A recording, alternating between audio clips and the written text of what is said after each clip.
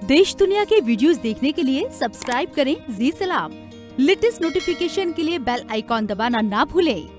नाज़रीन आदाब, आप देख रहे हैं जी सलाम, आपके साथ मैं हुरम खान। इस वक्त के बुलेटिन का आगाज करते हैं बड़ी खबर के साथ। अपनी मांगों को लेकर किसान अब नोएडा में धरने पर बैठ गए हैं।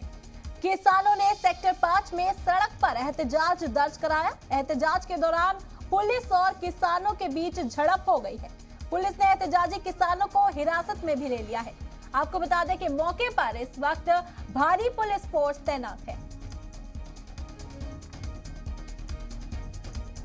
नाज़रीन, इस वक्त की बड़ी खबर आपको बता दें, किसानों ने नोएडा में अपनी मांगों को लेकर एहतजाज किया, जिसके बाद किसानों और पुलिस के बीच में झड़प हो गई। पुलिस ने एहतजाजी किसानों को हिरासत में ले लिया है और मौके पर इस वक्त भारी पुलिस फोर्स तैनात है। ये पूरा वाकया सेक्टर 5 का है, जहां पर किसान सड़कों पर उतरकर धरना दे रहे थे। जिस वक्त पुलिस वहां पहुंची और किसानों और पुलिस के बीच झड़प हुई और पुलिस ने फिर गिरफ्तारी को अंजाम दिया। तस्वीरें आप देख सकते हैं, सेक्टर 5 पे किसान लगातार नए किसान कानून की वापसी की मांग पर अड़े हुए हैं।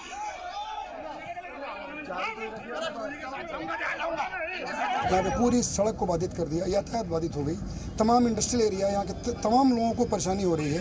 हमारे इंडस्ट्रियल जो प्रोडक्ट्स है, ये प्रोडक्ट्स नहीं जा पा रहे थे, तमाम लोग कंप्लेन कर रहे हैं। एक अफरा तफरी का माहौल बना हुआ है।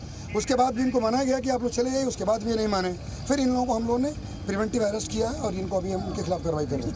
144 का उल्लंघन हुआ है, कार्रवाई की जाएगी। आज जितने भी नियम कानून हैं जिसका उल्लंघन इनके द्वारा किया गया है, उन सभी धाराओं में इनके खिलाफ कार्रवाई की जाएगी।